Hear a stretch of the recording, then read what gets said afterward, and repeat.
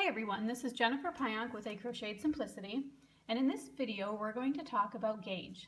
We're going to discuss things from the very beginning to the very end. We're going to begin with the definition of gauge, and we're also going to talk about things such as natural gauge, a pattern gauge, making a gauge swatch, measuring your gauge, things that can affect your gauge, and lastly and most importantly, how to adjust your gauge so that you can successfully crochet a design from any designer out there by meeting their gauge.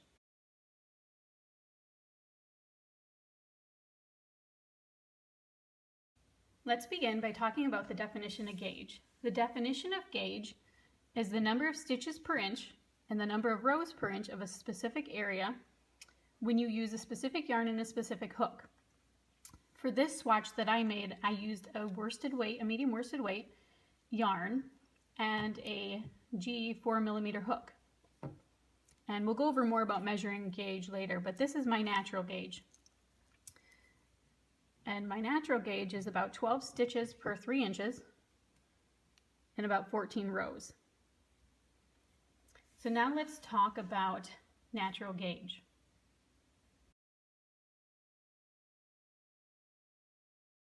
Natural gauge is whatever your gauge is when you're using a specific yarn and a specific hook. Everyone's natural gauge is different, and there are several things that can affect this.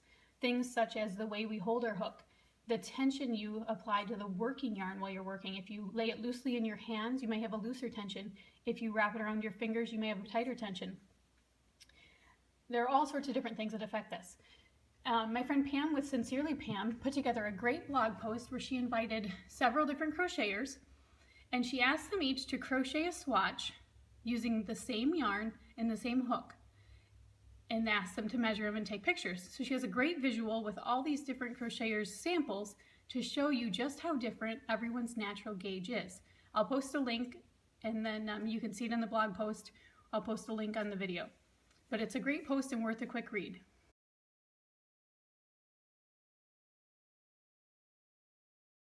My natural gauge tends to be tighter than most, and I'm going to show you why I believe that is. When I'm holding my project and my hook is always really close to the last stitch I've worked, and I'm always holding my middle finger on that loop. That keeps that loop secure so that it doesn't stretch out if I move my hook. So that loop remains the same size as the diameter of my hook. I also keep my hook close to the next stitch I need to work into. And then when I insert yarn over and pull up a loop, I still keep my hook close to my work. And this again keeps this loop the same size as the diameter of my crochet hook. Then I yarn over, pull through and complete the loop, and then sometimes I just lightly tug on this, on the working yarn, to make sure my loop is snug.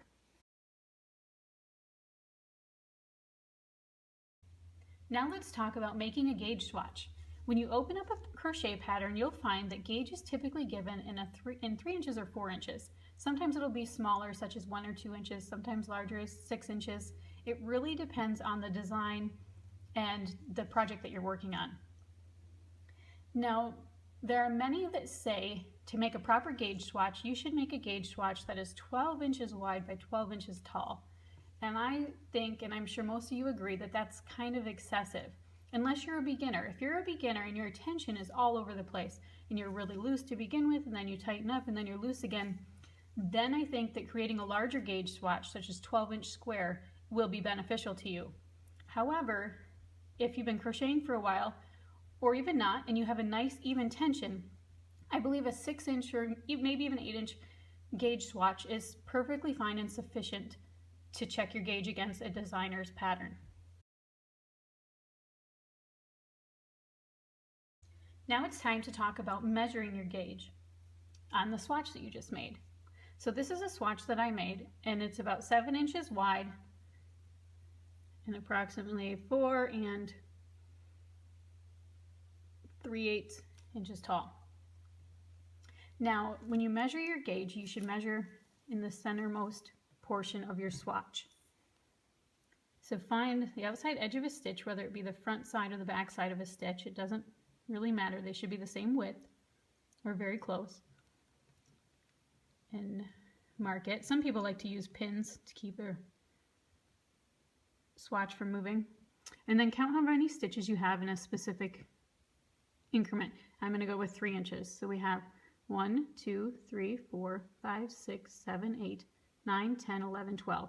So my gauge width is 12 stitches for every 3 inches. Now let's talk about gauge height. Gauge height can sometimes be a little trickier, especially depending on if you're working on the in the round and everything's worked on the right side, or if you're working in rows and you have right and wrong sides. So to check the height of your gauge, find the bottom of any stitch and line up your tape measure, and then mark the top 3 inches and count your rows. Now I know that every little section here is 2 rows.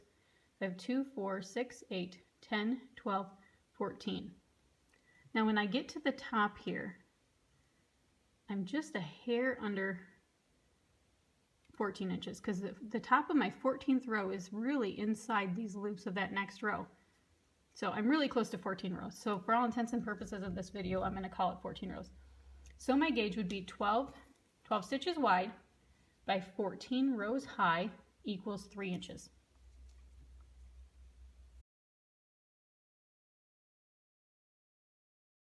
Now let's talk about things that can affect your gauge. Earlier I showed you how I achieved my natural gauge. I always have a finger from my hook hand placed on this loop that's on my hook to keep it in place. It keeps it from loosening up. That keeps that loop approximately the diameter of my hook at all times. I also keep my hook close to my fabric, close to the row that I'm working into. And then when I yarn over, my hook stays really close to the top edge of my fabric. And this keeps all the loops on my hook approximately the same diameter as my hook. So my stitches tend to be a little tighter. Now, let's see what happens if I don't hold this loop with my finger. And this is going to be a little hard for me because I don't usually crochet like this. So bear with me. But you can see that as I'm working, my hook is being drawn away from the top edge of my fabric, and my loops are bigger than the diameter of my hook. So what do you think is going to happen to my stitches? Okay. My stitches are going to be larger than the stitches that I normally work. Can you see the difference? These ones are taller and wider than these ones in my natural gauge. There are several other things that will affect your gauge. How you hold your working yarn is another great one. Some people don't hold it at all. Some people just hold it over a thumb, lightly hold it. Some people wrap it all through their fingers. I haven't mastered that yet. I don't know how some do it. But that is another one that will affect your gauge. Whether or not you pull on the working yarn as you're working a stitch to tighten it extra tight to where you can barely get your hook through the stitch, then you will have a super, super, super tight stitch. So several things. Something else that can greatly affect your gauge after you've finished a project is weaving in your ends.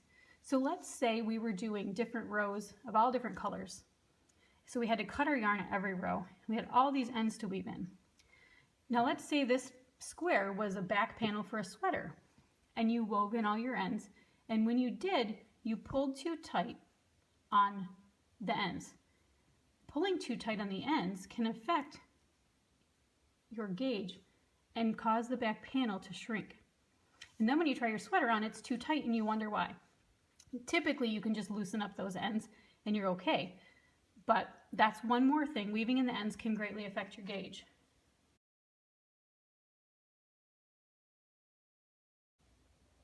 Now I'd like to talk about one more thing that can affect the overall outcome of your project. If you happen to choose a yarn that is lighter or heavier than what the designer calls for in a pattern, your overall project, while you may be able to meet gauge, may not turn out the way the designers has in the finished photos. For instance, if the pattern called for a worsted weight, and this is a light worsted weight by Knit Picks, it's pretty light, almost a DK weight, kind of in between. So if the designer called for a light worsted and you chose a sock weight, can you imagine how holey that garment would be? You may be able to hit gauge, but you're going to have a lot of holes in between your stitches and gaps because the yarn is not as thick to fill in those spaces.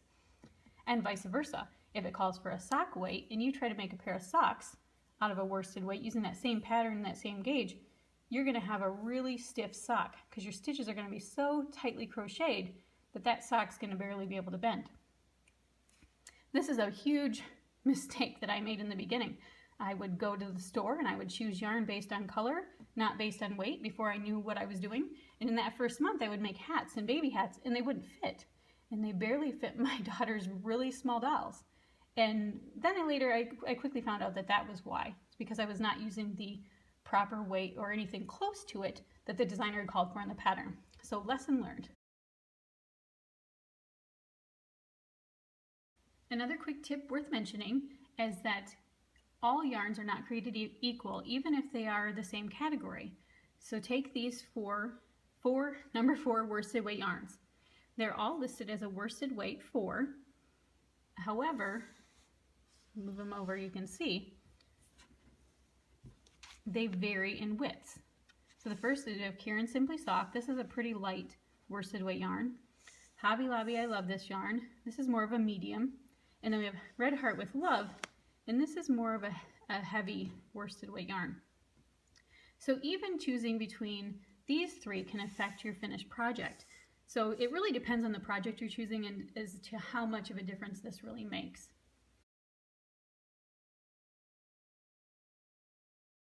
One last thing to talk about before we begin tips on how to adjust your gauge is the categories that all crocheters fall into. There are lifters, riders, and yankers. And some people may fall into more than one category, and sometimes it changes depending on what you're working. So lifters, they tend to, when working, grab my hook, they tend to pull up on the loop as they're working extra high. And when they pull through a loop, it's extra high. Every time they do it, they're pulling up.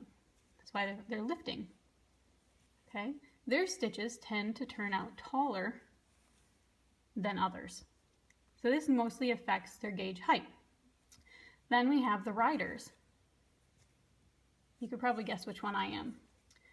They tend to ride the row that they're working into, keeping their hook as close to the work as possible so that the loop size always remains as close to the diameter of your hook as they're using. If they were to make a gauge swatch with a specific yarn using whatever hook is recommended on the label, their gauge should turn out to be really close to what the label says. And lastly, we have yankers. I don't know that I can really demonstrate this one well, but yankers are always tugging at their working yarn, keeping this loop on their hook, the loops they yarn over with, pull up tight at all times. So their stitches can be, their stitches can be very, very tight. You can see how squeezed those are. So they could be short and squatty and narrower. So those are the 3 different types of crocheters. And some people do fall into more than one category. It all depends on what you're working on. But we typically have one category that we are in line with all the time.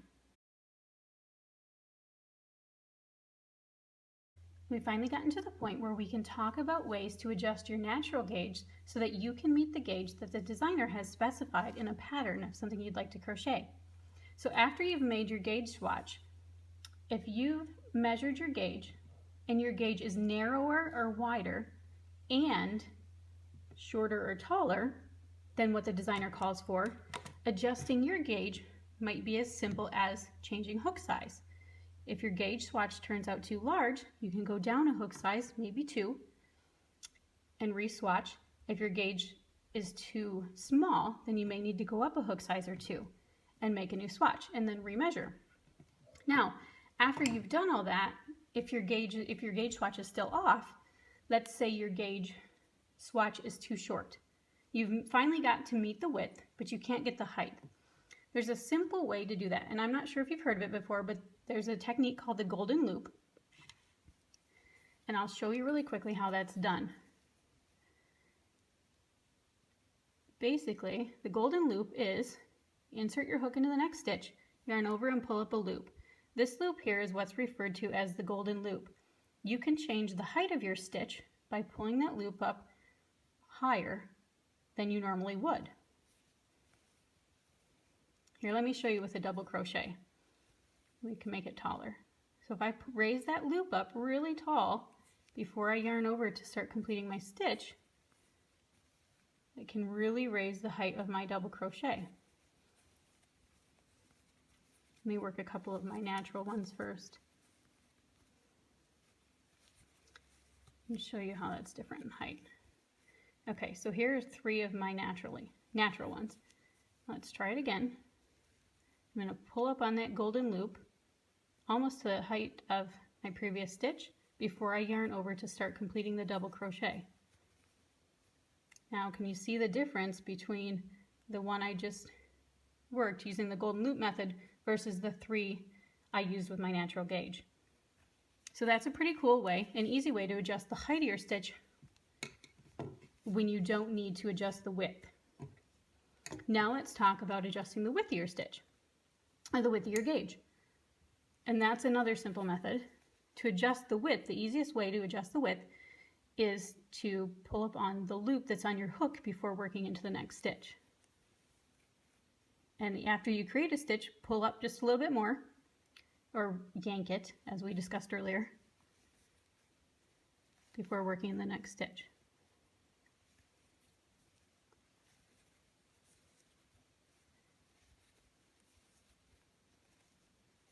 So as you do that, it'll create stitches that are wider than the previous ones. Now, when you get into more complicated stitch patterns, things can get a little trickier, especially when you're working things like cables. Now, I do have one tester I'm going to mention briefly who has a hard time keeping her gauge even with the stitches that are between the cables and the post stitches. So she actually uses a couple different hooks in the same round. She'll use a 4mm hook for the stitches that are worked between the post stitches, and then she has to go down a hook size to be able to get her post stitches to be the same height. So there's several different ways you can adjust your gauge simply by just changing hook size or changing which loops you pull up on. I hope that this video has explained a lot and helped a lot. If you have any further questions, please do not hesitate to ask. You can find my email on my website, on my Facebook page, and my Facebook community group. Any of those places, you can message me in any of my shops, and I will get back to you as soon as I can. Thanks for watching.